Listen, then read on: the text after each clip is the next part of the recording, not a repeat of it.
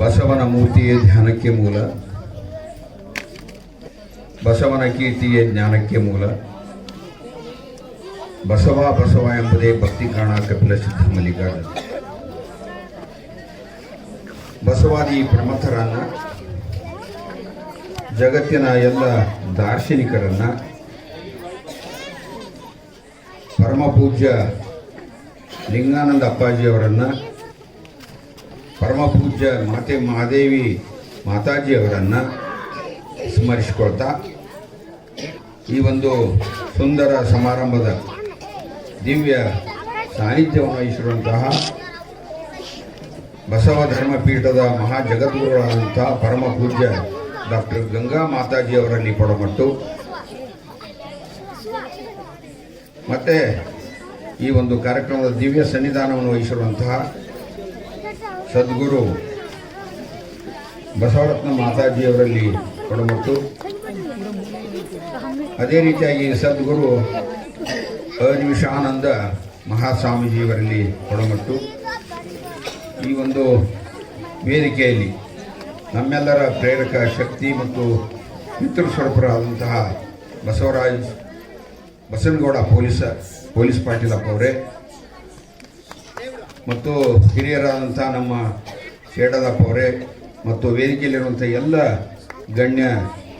ಗಣ್ಯಮಾನ್ಯರೇ ಮತ್ತು ಈ ಕಾರ್ಯಕ್ರಮದಲ್ಲಿ ಆಗಮಿಸಿರುವಂಥ ಎಲ್ಲ ನನ್ನ ಶರಣ ತಂದೆ ತಾಯಿಗಳ ಅಂತರಾತ್ಮಕ್ಕೆ ಶರಣಾರ್ಥಿಗಳು.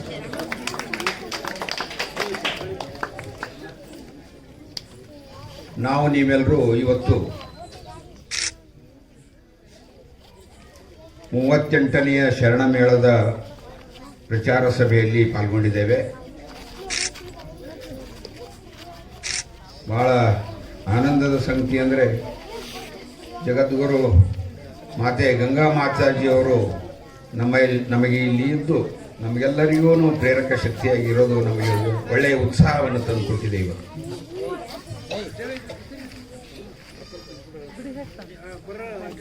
ಬಸವ ಪೂರ್ವ ಕಾಲವನ್ನು ನಾವು ಸ್ಮರಿಸಿಕೊಂಡ್ರೆ ಈ ಭೂಮಿ ಸುಮಾರು 4 ಶತಕೋಟಿ ವರ್ಷಗಳ ಹಿಂದೆ ಈ ಭೂಮಿ ಹುಟ್ಟಿದೆ. ಸುಮಾರು 2 ಲಕ್ಷ ವರ್ಷಗಳ ಹಿಂದೆ ಮಾನವ ಜೀವಿ ಈ ಭೂಮಿಯ ಮೇಲೆ ಹುಟ್ಟಿದ್ದಾರೆ. ಈ ಭೂಮಿಯ ಮೇಲೆ 6000 ವರ್ಷಗಳ ಹಿಂದೆ ಮೊಟ್ಟ ಮೊದಲ ನಾಗರಿಕತೆ ಮೆಸೊಪೊಟೇಮಿಯಾ ನಾಗರಿಕತೆ ಹುಟ್ಟಿಕೊಂಡಿದೆ. ಕಾಲಕ್ರಮೇಣದಲ್ಲಿ ಜನರು ತಮ್ಮ ಬದುಕನ್ನು ಕಂಡುಕೊಳ್ತಾ, ತಮ್ಮ ಆಹಾರವನ್ನು ಕಂಡುಕೊಳ್ತಾ, ತಮ್ಮ ಆರೋಗ್ಯದ ಕಾಪಾಡಿಕೊಳ್ಳುವಂಥ ದೃಷ್ಟಿಯಿಂದ ನಿತ್ಯವೂ ಒಂದು ಅನ್ವೇಷಣೆ ಅದನ್ನು. ಮಾನವ 7 ಹಂತಗಳಲ್ಲಿ ಆದಿ ಮಾನವನಿಂದ ಹಿಡಿದು ಈ ಪರಿಪೂರ್ಣ ಮಾನವ ಆಗಬೇಕಾದ್ರೆ 7 ಹಂತದಲ್ಲಿ ಪರಿಪೂರ್ಣನಾಗಿದ್ದಾನೆ. ಆ ಒಂದು ದೃಷ್ಟಿಯಿಂದ ಪರಿಪೂರ್ಣವಾದಂತಹ ಮಾನವ ಆದಮೇಲೆ ನಾಗರಿಕತೆಗಳು ಹುಟ್ಟುಕೊಂಡ ಅಂತೇಳಿ ಕ್ರಮೇಣ ಏನಾಗ್ತಂದ್ರೆ ವಿಚಾರ ಶಕ್ತಿ ಹೆಚ್ಚಾಗ್ತಾ ಹೋಗ್ತು. ಈ ಮಾನವನ ವಿಚಾರ ಶಕ್ತಿ ಜೊತೆಗೆ ಏನಾಗ್ತಂದ್ರೆ ಆ ಕಾಲದಲ್ಲಿ ಪ್ರಬಲರಾಗಿರುವಂಥವರು ಪುರೋಹಿತ ಶಾಹಿಗಳು, ಅರ್ಚಕ ವರ್ಗದವರು ಏನು ಮಾಡ್ತಾ ಬಂದ್ರಂದ್ರೆ ತಮ್ಮ ಪ್ರಭುತ್ವವನ್ನು ಸಾಧಿಸಲಿಕ್ಕೆ ಪ್ರಾರಂಭ ಮಾಡಿದರು. ಇದು ಇವತ್ತಿನದ ಅಲ್ಲ, ಇದು ಸಾವಿರಾರು ವರ್ಷಗಳ ಹಿಂದಿನಿಂದ ನಡೆದು ಬಂದಂಥ ಒಂದು ಇತಿಹಾಸ. ಮುಂದೆ ಈ ಸಮಾಜ ಯಾವ ರೀತಿ ಬೆಳವಣಿಗೆ ಆಯ್ತಂದ್ರೆ ಇಲ್ಲಿ ಒಳ್ಳೆಯ ಸಂಪ್ರದಾಯಗಳು ಹುಟ್ಟುಕೊಂಡು ಆ ಸಂಪ್ರದಾಯಗಳನ್ನು ಕೆಡಿಸುವಂತಹ ಶಕ್ತಿಗಳು ಹುಟ್ಟುಕೊಂಡು ಒಳ್ಳೆಯದು ಕೆಟ್ಟದ್ದು ಎಲ್ಲವೂ ನಡೀತಾ ಬಂತು. ಆಯಾ ಕಾಲದಲ್ಲಿ ಜನರ ಕಲ್ಯಾಣಕ್ಕಾಗಿ ಹುಟ್ಟಿಕೊಂಡ ತತ್ವಗಳು ತತ್ವಜ್ಞಾನಗಳಾಗಿ ಧರ್ಮಗಳಾಗಿ ಬೆಳೆದುಕೊಂಡು ಬಂದವು. ಇನ್ನು ಆಯಾ ಕಾಲದಲ್ಲಿ ಆಯಾ ಕಾಲಘಟ್ಟದಲ್ಲಿರುವಂಥ ಸಮಸ್ಯೆಗಳು, ಮೂಢನಂಬಿಕೆಗಳು, ಕಂದಾಚಾರಗಳನ್ನು ತೊಡೆದು ಹಾಕಲಿಕ್ಕೆ ಮಹಾಪುರುಷರು ಹುಟ್ಟುಕೊಂಡ್ರು. ಆ ಒಂದು ಅನೇಕ ದಾರ್ಶನಿಕರು ಹಿಂದಿನ ಕಾಲದಿಂದ ಹುಟ್ಟುಕೊಂಡ್ರು.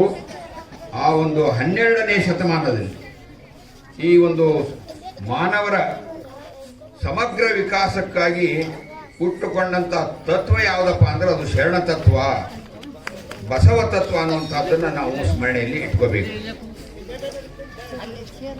ಈ ಪ್ರಪಂಚದಲ್ಲಿ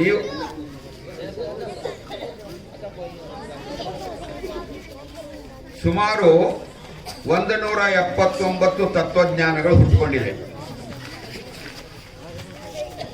ಸ್ವಲ್ಪ ಇಲ್ಲಿ ಹಿಂದೆ ಮಾತನಾಡಬೇಡಿ ದಯವಿಟ್ಟು. ಈ ಪ್ರಪಂಚದಲ್ಲಿ ಸುಮಾರು 179 ತತ್ವಜ್ಞಾನಗಳು ಹುಟ್ಟಿವೆ. ಆ ಎಲ್ಲ ತತ್ವಜ್ಞಾನಗಳ ಅಧ್ಯಯನ ಮಾಡಿದರೆ ಬಸವಣ್ಣನವರು ಕಟ್ಟಿಕೊಟ್ಟಂತಹ ಶರಣ ತತ್ವಜ್ಞಾನ ಏನು ಹೇಗಿದೆ ಅಂದ್ರೆ ಆ ಎಲ್ಲ 79 ತತ್ವಜ್ಞಾನಗಳಿಗಿಂತಲೂ ಮಿಗಿಲಾದಂತಹ ಜ್ಞಾನ ಯಾವ್ದಪ್ಪ ಅಂದ್ರೆ ತತ್ವಜ್ಞಾನ ಯಾವ್ದಪ್ಪ ಅಂದ್ರೆ ಅದು ಶರಣ ತತ್ವಜ್ಞಾನ ಮತ್ತು ಲಿಂಗಾಯತ ತತ್ವಜ್ಞಾನ ಅನ್ನೋದು ನಾವು ಇಡಬೇಕು.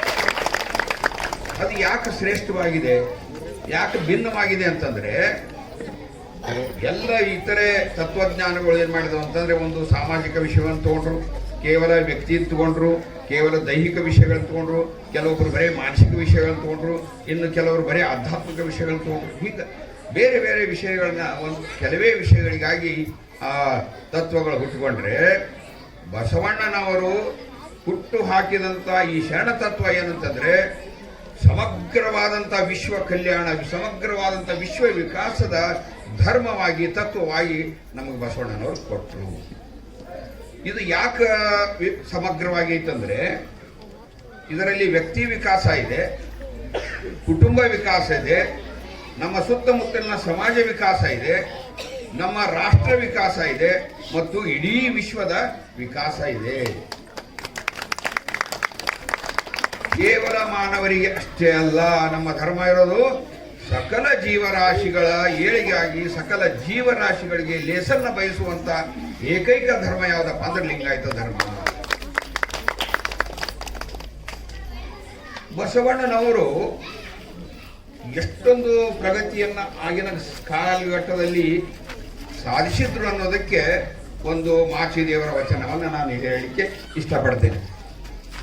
ಕಲ್ಯಾಣವೆಂಬ ಪಟ್ಟಣದೊಳಗೆ ಛತ್ತೀಸ್ಪುರದ ಮಹಾ ಗಣಗಳು, 1 ಪುರದವರು ಅಗಣಿಯತಹರು, 2 ಪುರದವರು ಸಮ್ಮಾರ್ಜನೆಯ ರಂಗವಾಲಿಯ ಮಾಡುವರು, 3 ಪುರದವರು ಲಿಂಗಾರ್ಚನೆಗೆ ನೀಡುವರು, 4 ಪುರದವರು ಪ್ರಸಾರದಲ್ಲಿ ತದ್ಗತರಾಗಿರುವರು, 7 ಪುರದವರು ಧ್ಯಾನಾರೂಢರಾಗಿಯರು. ಈ ಪುರದ ಗಣಗಳು ಓಲೈಸುವ ಬಸವನ ಮಹಾಮನೆಯ ಮಡಿವಾಳ ನಾನು ಕಾಣಕಲಿದೇವರ ದೇವ ಅಂತ ಹೇಳ್ತಾರೆ. ಇದು ಏನ್ ತೋರಿಸುತ್ತಂದ್ರೆ ಆಧ್ಯಾತ್ಮಿಕ ಸಾಧಕರು ಇದ್ರು, ಇಷ್ಟಲಿಂಗ ಯೋಗ ನಡೀತಾ ಇರಬೇಕಾದ ಅದಕ್ಕೆ ಎಲ್ಲ ರೀತಿಯ ವ್ಯವಸ್ಥೆಯನ್ನು ಮಾಡೋರಿದ್ರು, ದಾಸೋಹ ಮಾಡೋರಿದ್ರು, ಸ್ವಚ್ಛತೆಯನ್ನು ಮಾಡೋರಿದ್ರು, ಆಮೇಲೆ ಎಲ್ಲರನ್ನ ರಕ್ಷಣೆ ಮಾಡುವಂತ ಪಡೆ ಇತ್ತು. ಎಷ್ಟೆಷ್ಟು ಜನ ಇದ್ರು ಅನ್ನುವಂಥದ್ದು ಮಾಚಿದೇವರು ಈ ವಚನದಲ್ಲಿ ನಮಗೆ ಹೇಳ್ಕೊಟ್ಟಿದ್ದಾರೆ. ಅಂದ್ರೆ ಅಷ್ಟೊಂದು ಶ್ರೇಷ್ಠವಾದಂತಹ ನಮ್ಮ ಲಿಂಗಾಯತ ಧರ್ಮವನ್ನ ಬಸವಣ್ಣನವರು ಅವಾಗ ಸ್ಥಾಪಿಸಿದ್ರು. ಅಂತಹ ಸುಂದರವಾದಂತಹ ಕಲ್ಯಾಣ ರಾಜ್ಯ ನಿರ್ಮಾಣ ಆಗಿತ್ತು ಅನ್ನುವಂಥದ್ದು ಇದು ನಮಗೆ ಸಾಕ್ಷಿಯಾಗುತ್ತೆ. ಅದಕ್ಕೆ ನಾವಂತೇವೆ ಬಸವನೆಂದರೆ ಪಾಪವು ಜೆಸೆಗೆಟ್ಟು ಹೋಗುವುದು ಸರ್ವಜ್ಞ ಅಂತ. ಸರ್ವಜ್ಞ ಅಂದ್ರೆ ಬಸವಣ್ಣನನ್ನ ನಾವು ನೆನೆದ್ರೆ ಸಾಕು ಉದ್ಧಾರ ಹೋಗ್ಬಿಡ್ತೇವೆ. ಬಸವಣ್ಣನ ತತ್ವವನ್ನು ಆಚರಣೆ ಮಾಡಿಬಿಟ್ರೆ ನಮ್ಮ ಸಂಪೂರ್ಣ ಆತ್ಮ ಕಲ್ಯಾಣ ಆಗುತ್ತೆ, ಸಂಪೂರ್ಣ ವಿಕಾಸ ಆಗುತ್ತೆ ಅನ್ನುವಂತಹ ಅದನ್ನು ಸರ್ವಜ್ಞರವರು ನಮಗೆ ಹೇಳಿ ಕೊಟ್ಟಿದ್ದಾರೆ. ಇನ್ನು 12ನೇ ಶತಮಾನದಲ್ಲಿ 1,96,000 ಶರಣರು ಇದ್ರು. ಅದರಲ್ಲಿ 1600 ಕಾಯಕಗಳ ಮಾಡುವಂಥವ್ರು ಇದ್ರು. ಆಗಿನ ಸಂದರ್ಭದಲ್ಲಿ ಈ ದುಡಿತದ ವರ್ಗ ಏನಿತ್ತಲ್ಲ, ಅಂದ್ರೆ ಆಗ 4 ವರ್ಗಗಳಿದ್ದು: ಬ್ರಾಹ್ಮಣ, ವೈಶ್ಯ, ಕ್ಷತ್ರಿಯ ಶೂದ್ರ ಅಂತ 4 ವರ್ಣಗಳಿದ್ವು. 4 ವರ್ಗಗಳಾಗಿ ಅವಾಗ ಏನು ಪ್ರಭುತ್ವ ಸಾಧಿಸ್ಬೇಕನ್ನೋರು, ನಮ್ಮನ್ನೆಲ್ಲ ದುಡಿಸಿ ಆಳ್ಬೇಕನ್ನೋರು, ನಮ್ಮನ್ನೆಲ್ಲ ದುಡಿಸಿ ದುರುಪಯೋಗ ಮಾಡ್ಕೊಳ್ಬೇಕನ್ನೋರು, ಸುಮ್ಮನೆ ಕುಳಿತುಕೊಂಡು ಊಟ ಮಾಡ್ಬೇಕನ್ನೋರು ಏನು ಮಾಡಿದ್ರು ಅಂದರೆ ಅವ್ರೇನು ಮಾಡಿದ್ರಪ್ಪ ಅಂದರೆ ಈ 1600 ವೃತ್ತಿಗಳಿದ್ವಲ್ಲ ಇವನ ಜಾತಿಗಳಾಗಿ ಪರಿವರ್ತನೆ ಮಾಡ್ಕೊಂಡಿದ್ರು. ಅವರನ್ನು ಅತ್ಯಂತ ಕೀಳಾಗಿ ನಡ್ಕೊಳ್ತಾ ಇದ್ರು. ಅವರಲ್ಲಿ ಮೂಢನಂಬಿಕೆಗಳನ್ನು ಕಂದಾಚಾರಗಳನ್ನ ತುಂಬಿ ಅವರು ಆತ್ಮಕಲ್ಯಾಣ ಆಗಬಾರ್ದು, ಆತ್ಮವಿಕಾಸ ಆಗಬಾರ್ದು, ಆ ರೀತಿ ಅವರನ್ನು ಅಂಧಕಾರದಲ್ಲಿ ಇಡುವಂಥ ಕೆಲಸವನ್ನು ಮಾಡಿದ್ರು. ಜೊತೆಗೆ ಪಂಚಸೂತಕಗಳನ್ನು ಬಹಳ ದಿನನಿತ್ಯದ ಒಂದು ಹುಟ್ಟು ಹಾಕಿಬಿಟ್ಟಿದ್ರು. ಏನಪ್ಪ ಅಂದರೆ ಜನನ ಸೂತಕ, ಕುಲ ಸೂತಕ, ರಜಸೂತಕ, ಎಂಜಲ ಸೂತಕ, ಪ್ರೇತ ಸೂಚಕ. ಇವು ದಿನನಿತ್ಯದಲ್ಲಿನೂ ಕೂಡ ಜನರಲ್ಲಿ ತಾರತಮ್ಯವನ್ನು ಹುಟ್ಟು ಹಾಕಲಿಕ್ಕೆ ಕಾರಣವಾದಂತಹ ಪಂಚಸೂತಕಗಳಿವು. ಈ ಎಲ್ಲ ಕಾರಣಗಳಿಂದಾಗಿ ಜನರನ್ನ ದಿಕ್ಕು ತಪ್ಪಿಸಿದಂತಹ ಕಾಲದಲ್ಲಿ ಬಸವಣ್ಣನವರು ಎಲ್ಲ ಈ 16 ರೀತಿಯ 1600 ವೃತ್ತಿಗಾರರನ್ನ ಅಪ್ಪುಗೊಂಡ್ರು, ಅಸ್ಪೃಶ್ಯರನ್ನ ಅಪ್ಪುಗೊಂಡ್ರು. ಅಪ್ಪನು ಎನ್ನ ಮಾದಾರ ಚೆನ್ನಾಗಿ ನಾವ್ಯಾರಾದ್ರೂ ಅನ್ನಕ್ಕಾಗತ್ತನ್ರಿ? ನಮ್ಮ ಮನೆಯಲ್ಲಿ ನಮ್ಮ ಕುಟುಂಬದವ್ರನ್ನ ಅಪ್ಕೊಳ್ಳೋದು ನಮ್ಗೆ ಕಷ್ಟ ಐತಿ. ಆದರೆ ಅಸ್ಪೃಶ್ಯ ಜನಾಂಗದವರನ್ನ, ಶೋಷಣೆಗೆ ಒಳಗಾದವ್ರನ್ನ, ತುಳಿತಕ್ಕೆ ಒಳಗಾದವ್ರನ್ನ ಅಪ್ಪುಕೊಂಡು ನನ್ನ ಅಪ್ಪ, ನನ್ನ ಅಣ್ಣ, ನನ್ನ ಅಕ್ಕ, ನನ್ನ ತಾಯಿ ಅಂತೇಳಿ ಅಪ್ಕೊಂಡ್ರಲ್ಲ ಬಸವಣ್ಣವರು, ಇದಕ್ಕಿಂತಲೂ ದೊಡ್ಡ ಯಾವುದೇ ದೃಷ್ಟಾಂತ ಪ್ರಪಂಚದಲ್ಲಿ ಇಲ್ಲ. ಕೇವಲ ಏಕೈಕ ದಾರ್ಶನಿಕ ಜಗತ್ತಿನಲ್ಲಿ ಅಂತ ಈ ರೀತಿ ಸಮಗ್ರವಾದಂಥ ಅಪ್ಪುಗೊಳ್ಳುವಿಕೆ ಮತ್ತು ಎತ್ತಿಕೊಳ್ಳುವಿಕೆಯನ್ನು ಮಾಡಿ ಸಮಾಜ ಸುಧಾರಣೆ ಮಾಡಿದಂತಹ ಮಹಾನ್ ದಾರ್ಶನಿಕಪ್ಪ ಅಂದ್ರೆ ಬಸವಣ್ಣನವರು ಅನ್ನುವಂಥದ್ದನ್ನು ನಾವು ಮನವರಿಕೆ ಮಾಡ್ಕೋಬೇಕು. ಇನ್ನು ನಾವು ಈ ಶರಣ ಮೇಳವನ್ನು ನಮ್ಮ ಧರ್ಮಕ್ಷೇತ್ರವಾದಂಥ ಕೂಡಲ ಸಂಗಮದಲ್ಲಿ ಮಾಡಲಿಕ್ಕೆ 38ನೇ ಸಮ್ಮೇಳನ ನಡೀತಾ ಇದೆ. ವಿವಿಧ ಧರ್ಮದವರು ತಮ್ಮ ಧರ್ಮಕ್ಷೇತ್ರಗಳಿಗೆ ಹೋಗ್ತಾರೆ.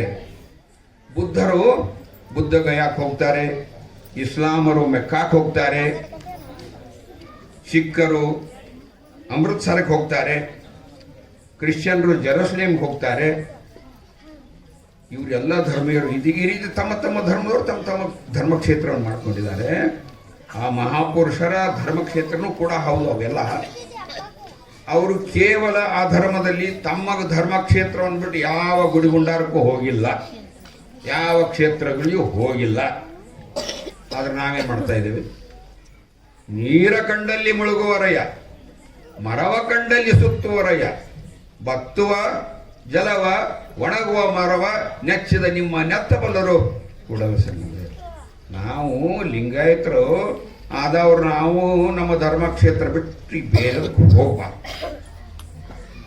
ಎಲ್ಲ ಧರ್ಮೀಯರು ಯಾಕೆ ಇವತ್ತು ಜಗತ್ತಿನಲ್ಲಿ ಶ್ರೇಷ್ಠರಾಗಿದ್ದಾರೆ, ಅವರು ಸಂಖ್ಯೆಯನ್ನು ಬೆಳೆಸ್ಕೊಂಡಿದ್ದಾರೆ ಅಂತಂದ್ರೆ ಅವರು ತಮ್ಮ ಧರ್ಮದ ತತ್ವಗಳನ್ನು, ಸಿದ್ಧಾಂತಗಳನ್ನು, ನಿಜಾಚರಣೆಯನ್ನು ಕಟ್ಟುನಿಟ್ಟಾಗಿ ಆಚರಣೆ ಮಾಡ್ತಾ ಇದ್ದಾರೆ. ಅದರಿಂದಾಗಿ ಅವರು ಉತ್ತಮ ಸ್ಥಿತಿಯಲ್ಲಿದ್ದಾರೆ.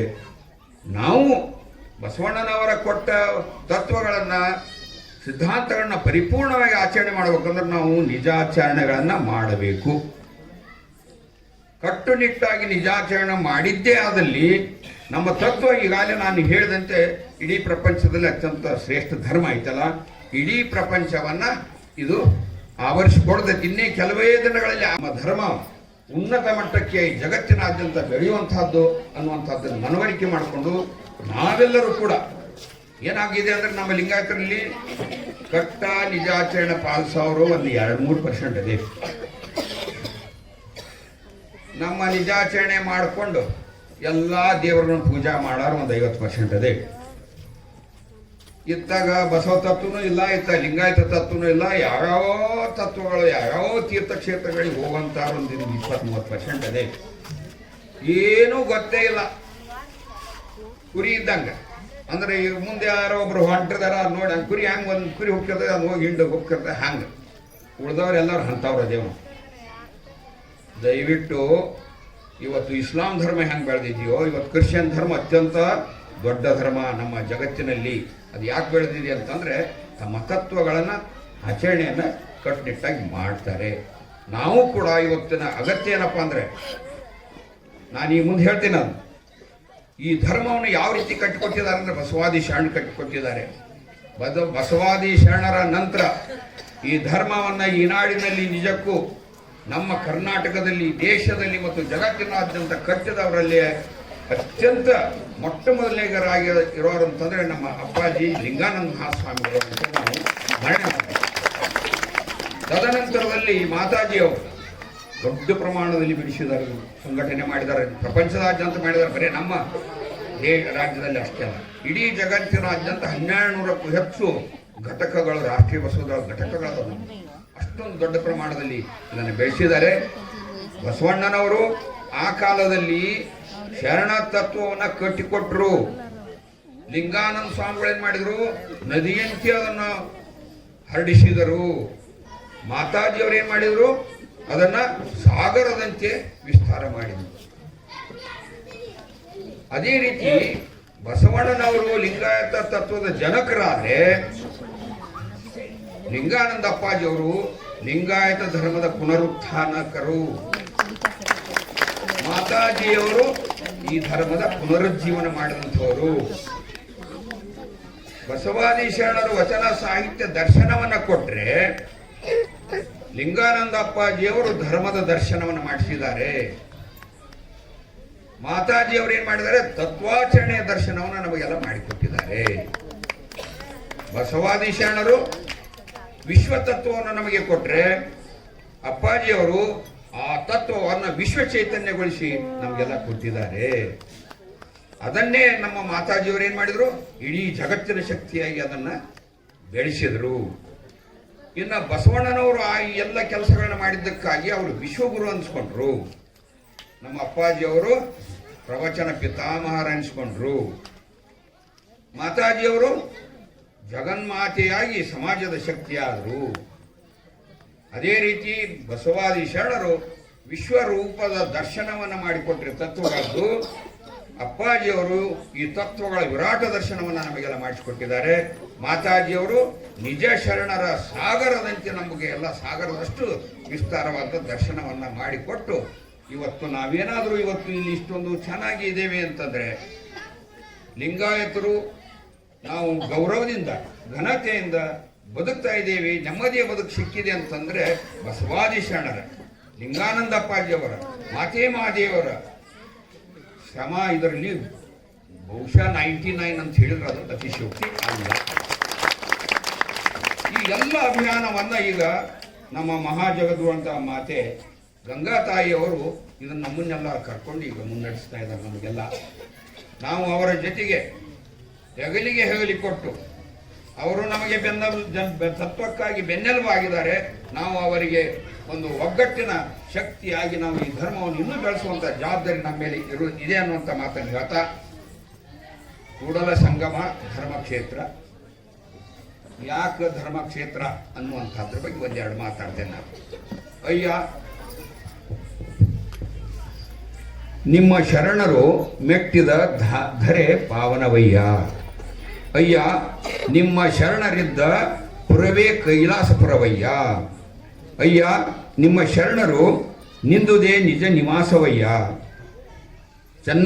ಮಲ್ಲಿಕಾರ್ಜುನಯ್ಯ, ನಿಮ್ಮ ಶರಣ ಬಸವಣ್ಣನಿದ್ದ ಕ್ಷೇತ್ರ ಅವಿಮುಕ್ತ ಕ್ಷೇತ್ರವಾಗಿ ಆನು ಸಂಗನ ಬಸವಣ್ಣನ ಶ್ರೀಪಾದಕ್ಕೆ ನಮೋ ನಮೋ ಎಂತುರ್ತೀನಂತೇಳಿ ಅಕ್ಕಮಾದಿಯವರು ನಮ್ಗೆ ಹೇಳ್ತಾರೆ.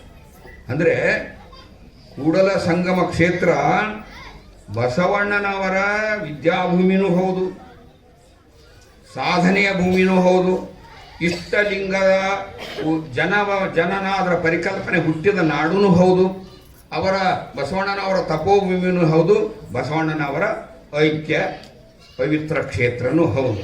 ಆದ್ದರಿಂದ ನಾವೆಲ್ಲರೂ ಕೂಡಲ ಸಂಗಮವನ್ನು ನಮ್ಮ ಧರ್ಮಕ್ಷೇತ್ರವನ್ನಾಗಿ ಕನಿಷ್ಠ ವರ್ಷಕ್ಕೆ ಒಂದು ಸಾರಿಯಾದರೂ ನಾವು ಅಲ್ಲಿಗೆ ಹೋಗಿ ಬರಬೇಕು. ಇವತ್ತು ನಮ್ಮಲ್ಲಿ ಮನೆ ದೇವರಿಗೆ ಹೋಗೋ ಸಂಪ್ರದಾಯ ಇದೆ.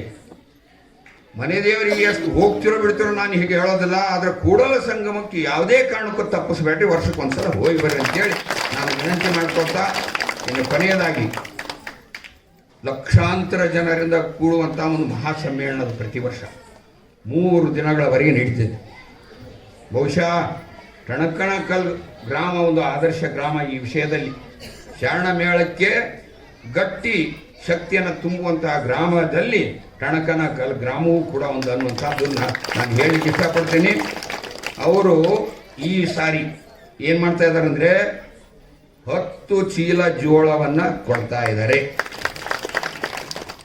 5 ಕ್ವಿಂಟಲ್ ಮಾದಲಿಯ ದಾಸೋಹ ಮಾಡ್ತಾ ಇದ್ದಾರೆ. ಈಗಾಗಲೇ 20,000 ಧನ ದಾಸೋಹವನ್ನು ರೆಡಿ ಮಾಡಿಟ್ಟಿದ್ದಾರೆ. ಜೊತೆಗೆ 5,000 ರೊಟ್ಟಿಗಳು ತಯಾರಾಗ್ತಾ ಇದೆ. ಕಲ್ಯಾಣ ಪರ್ವಕ್ಕೆ 11,000 ರೊಟ್ಟಿ, 2 ಕ್ವಿಂಟಲ್ ಮಾದಲಿಯನ್ನು ತೆಗೆದುಕೊಂಡಂಥವು ಗ್ರಾಮ ಯಾವುದಪ್ಪ ಅಂದ್ರೆ ಟಣಕನಕಲ್. ಈಗ ನನಗಂತೂ ಏನಾಗ್ಬಿಟ್ಟಿದೆ ಅಂದ್ರೆ ಮಾತಾಜಿ, ಟಣಕನಕಲ್ ಅಂದ್ರೆ ನನ್ನ ಹೃದಯವಾದ ಭಾಗ ಆದಂಗೆ ಆಗ್ಬಿಟ್ಟೈತಿ. ನನಗೆ ಬಹಳ ಆನಂದ, ತಾಯಿ ಮನೆ ಆದಂಗೆ ಆಗ್ಬಿಡತ್ತೆ ನಮಗೆ. ಅಷ್ಟೊಂದು ಜನ, ಅಷ್ಟು ಒಳ್ಳೆಯವರಿದ್ದಾರೆ. ನಿಜವಾದ ಶರಣರನ್ನು ನೋಡ್ಬೇಕಂದ್ರೆ ಇವ್ರನ್ನೆಲ್ಲ ನೋಡ್ಬೇಕು. ಅವರ ಸೇವಾ ಭಾವನೆ, ಆ ಒಂದು 16 ವರ್ಷದ ನಮ್ಮ ಹೊರಪ್ಪ ಗೊಂಜಿಯವರು 16 ವರ್ಷದ ಒಬ್ರು ಮುದುಕರದಾರಿ. ಆ 16 ವರ್ಷದ ಮುದುಕನ್ನು ನೋಡಿ ನಾವು 65 ವರ್ಷದ ಹುಡುಗರು ಮ್ಯಾತ್ಗಾಗ್ಬಿಟ್ಟರು. 76 ವರ್ಷ ಅವರಿಗೆ, 16 ವರ್ಷದವ್ರು ಓಡಾಡೋದು ಅಷ್ಟು ಚಂದ ಓಡಾಡ್ತಾರೆ. ಇಲ್ಲೆಲ್ಲ ಹುಡುಗರೆಲ್ಲ ಕುಂತಿರ್ತಾರೆ, ಸುಮ್ಮನೆ ನೋಡ್ಕೊಂತಾವ್ರು. ಅವ್ರಂಗೆ ಓಡಾಡಿ ಎಲ್ಲ ಕೆಲಸ ಮಾಡ್ತಿರ್ತಾರೆ. ಬಂದವರು ಕರೀತಾರೆ, ಬಂದಾಗ ನೀರನ್ನು ಕೊಡ್ತಾರೆ, ಪ್ರಸಾದ ಮಾಡಿಸ್ತಾರೆ, ಕಾರ್ಯಕ್ರಮನ ವ್ಯವಸ್ಥೆ ಮಾಡ್ತಾರೆ. ಮಾತಾಡಿದ್ರು ಬಂದ್ರೆ ಅಲ್ಲಿ ಹೋಗಿ ಅವ್ರನ್ನೂ ಸ್ವೀಕಾರ ಮಾಡ್ಕೊಂಡ್ಬರ್ತಾರೆ. ಏನ್ರಿ ಇದು, ಎಷ್ಟೊಂದು ಸೇವಾ ಭಾವನೆ. ಅಂತಹ ಸೇವಾ ಭಾವನೆಯಿಂದ ಇಲ್ಲೊಂದು 24-25 ಮಂದಿ ತಂಡ ಆಯ್ತದೆ. ಅದ್ಭುತವಾದಂಥ ಶರಣರು. ಅಷ್ಟೇ ಅವರ ಧರ್ಮಪತ್ನಿಯವರೆಲ್ಲರೂ ಕೂಡ ಶರಣೆಯರು. ಮತ್ತು ಈ ಎಲ್ಲ ಬಾಲ ಶರಣೆಯರ ಬಳಗ ಇದೆ ಇಲ್ಲಿ. ಇದೊಂದು ಒಳ್ಳೆಯ ಒಂದು ಗ್ರಾಮ, ಆದರ್ಶ ಗ್ರಾಮ, ಶರಣ ಗ್ರಾಮ ಅಂಥೇಳಿ ನಾನು ಹೇಳಲಿಕ್ಕೆ ಇಷ್ಟಪಟ್ಟು, ಇದಕ್ಕೆ ನಾವು ಎಲ್ಲರೂ ಸೇರಿಕೊಂಡು ತನು ಮನ ಧನದಿಂದ ಈ ಸಮ್ಮೇಳನಕ್ಕೆ ದಾಸೋಹ ಮಾಡಿ ಈ ಸಮ್ಮೇಳನವನ್ನು ಯಶಸ್ವಿಯನ್ನು ಮಾಡುವಂಥ ಜವಾಬ್ದಾರಿ ನಮ್ಮ ಮೇಲಿದೆ. ದಯವಿಟ್ಟು ತಾವೆಲ್ಲರೂ ಈ ದಾಸೋಹ ಮಾಡೋದು ಅಷ್ಟೇ ಅಲ್ಲ, ಮುಖ್ಯವಾಗಿ ನಾವೇನು ಮಾಡ್ಬೇಕಂದ್ರೆ ಯುವಕ ಯುವತಿಯರು ಹೆಚ್ಚಿನ ಸಂಖ್ಯೆಯಲ್ಲಿ ಹೋಗಿ ಅಲ್ಲಿ ಸೇವಾ ಮಾಡಬೇಕು. ಅನ್ನದಾಸೋಹ ನಡೀತಿರ್ತೈತೆ, ಕಾರ್ಯಕ್ರಮಗಳ ವ್ಯವಸ್ಥೆ ನಡೀತಿರ್ತೈತೆ. ಹೋಗಿ ಸ್ವಮನಸ್ಸಿನಿಂದ ನಿಂತ್ಕೊಂಡು ಕೆಲಸ ಮಾಡಬೇಕು. ನಾನು ನೋಡಿದ್ದೇನೆ ಶರಣ ಮೇಳದಲ್ಲಿ ಯಾರು ಹೇಳೋದು ಬೇಕಾಗಿಲ್ರಿ, ಬಂದವರೆಲ್ಲರೂ ಹೋಗಿ ದಾಸೋಹ ಸೇವೆ ಮಾಡ್ತಿರ್ತಾರೆ, ಕಾರ್ಯಕ್ರಮ ವ್ಯವಸ್ಥೆ ಸೇವೆ ಮಾಡ್ತಿರ್ತಾರೆ, ಎಲ್ಲ ವ್ಯವಸ್ಥೆ ನೋಡ್ತಿರ್ತಾರೆ.